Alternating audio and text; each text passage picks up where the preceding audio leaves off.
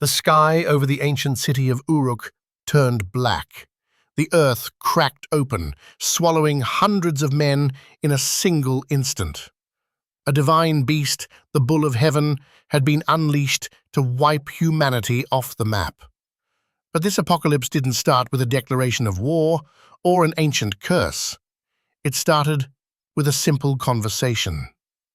To understand why the gods tried to destroy the greatest city on earth, we have to go back to the moment the world's most powerful king looked a goddess in the eye and said, "No." You've probably heard stories about mortals challenging gods, but usually that involves stealing fire or entering forbidden places. You rarely hear about a mortal rejecting a god's romantic advances. Yet, in the Epic of Gilgamesh, specifically on Tablet 6, we find one of the most savage verbal takedowns in literary history. It is a moment that changed the trajectory of mythology. But why did he do it? Was it arrogance? Was it fear? Or did Gilgamesh know something about the goddess of love that the rest of the world was too afraid to admit? To understand the gravity of this rejection, you have to understand the players. Gilgamesh was fresh from his victory over the forest demon Humbaba. He had returned to Uruk, washed the grime of battle from his hair, and donned his royal robes. He was the perfect specimen of a king, 2/3 divine, 1/3 human, radiating power and beauty. It was in this moment of triumph that Ishtar, the goddess of love, war, and fertility, looked down from the heavens and decided she wanted him. Ishtar wasn't just any goddess, she was the queen of heaven. When she wanted something, she took it. She appeared before Gilgamesh not as a monster, but as the ultimate desire. She didn't just offer him romance, she offered him the world. She promised him a chariot of lapis lazuli and gold, with wheels of brass and storms for mules. She promised that the very kings and princes of the earth would bow down to him and bring him tribute. She offered him agricultural abundance, promising his goats would bear triplets and his horses would be the fastest in the land. Most men, even demigods, would have accepted immediately. Who turns down infinite wealth, power, and the favor of the most powerful goddess in the pantheon? But Gilgamesh didn't just decline. He didn't offer a polite, "It's not you, it's me."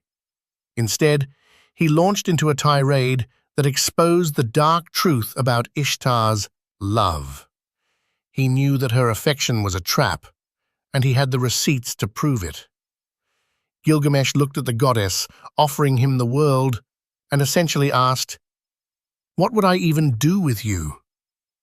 He compared her to a half-door that lets in the freezing wind. He called her a palace that crushes the warriors inside it, a pitch that dirties the person carrying it, and a shoe that bites the foot of its owner. These weren't just random insults, they were specific metaphors for betrayal.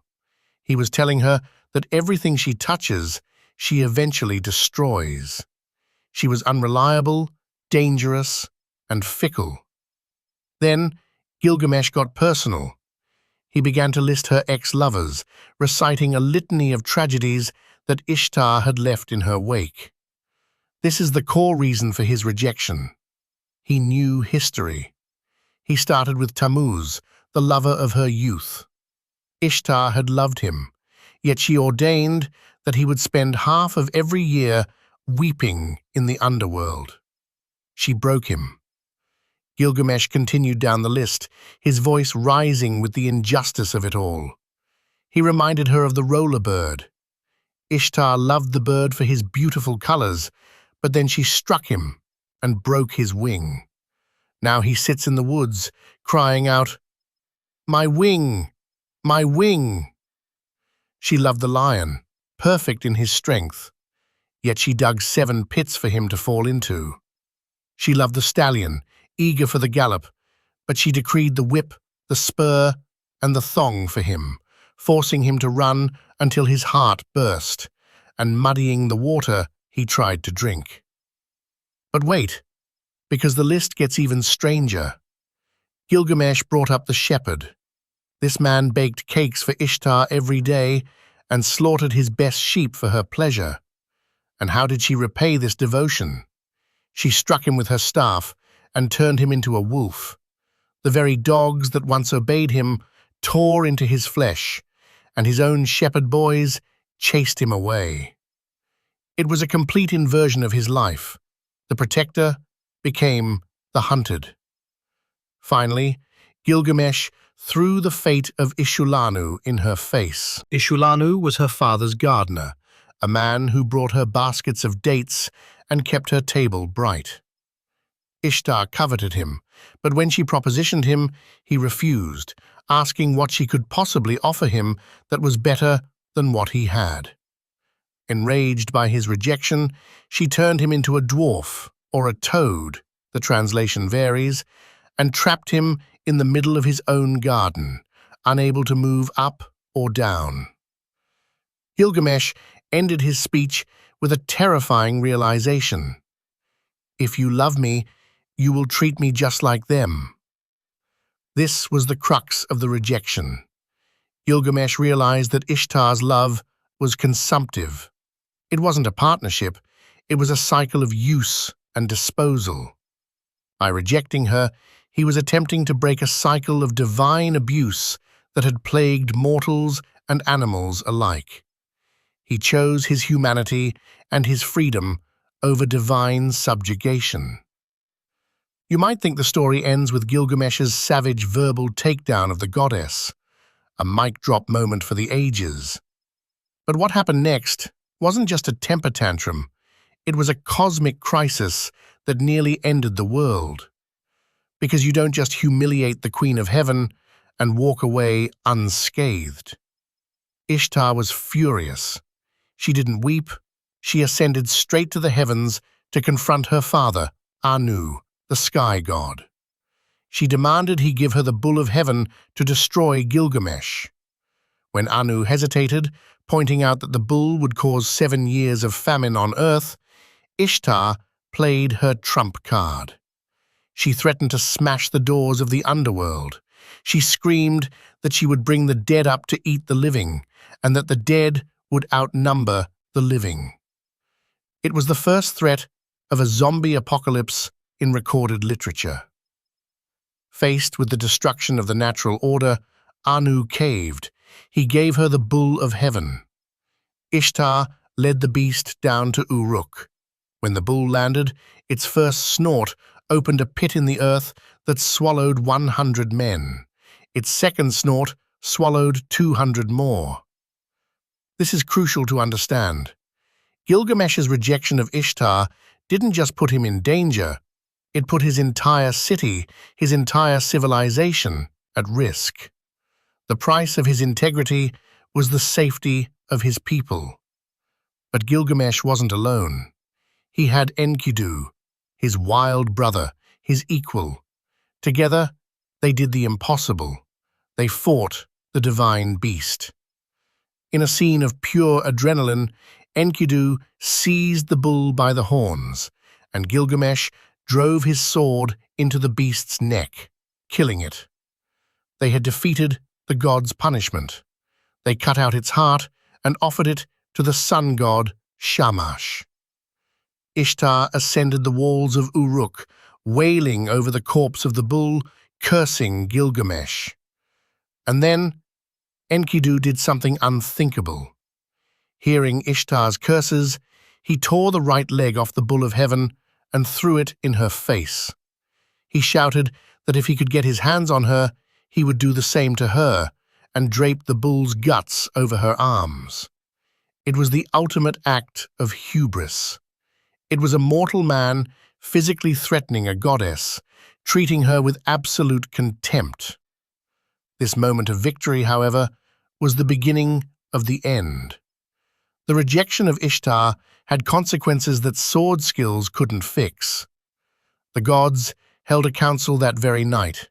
They couldn't kill Gilgamesh, he was too powerful, and his mother was a goddess. But someone had to pay for the death of the bull and the insult to Ishtar. They chose Enkidu. Enkidu fell ill. He withered away in agony, haunted by visions of the underworld. Gilgamesh watched helplessly as his other half, the only being who truly understood him, died a slow, painful death. This was Ishtar's true revenge. She didn't kill Gilgamesh, she broke his heart. She took away the one thing he loved more than power, more than glory, and more than life itself. So, looking back at the question, why did Gilgamesh reject Ishtar? He rejected her because he saw through the illusion of divine benevolence. He saw that a relationship with her meant the loss of self. But in doing so, he triggered a chain of events that taught him the hardest lesson of all: mortality. The death of Enkidu is what sends Gilgamesh on his next journey, the quest for eternal life. The rejection of Ishtar is the pivot point of the entire epic. It turns a story about a hero killing monsters into a story about a man learning to accept death. In the end, Gilgamesh was right about Ishtar. She was the shoe that bites the foot. But he was also wrong to think he could escape the bite. The tragedy of Gilgamesh is that he had to choose between a toxic submission to the gods or a painful, lonely freedom.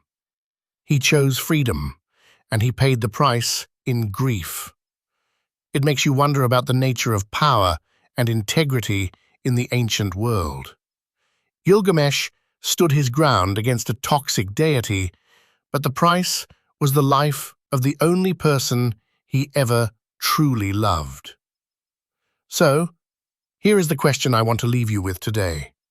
Was Gilgamesh right to reject Ishtar and maintain his dignity, knowing it eventually cost him Enkidu?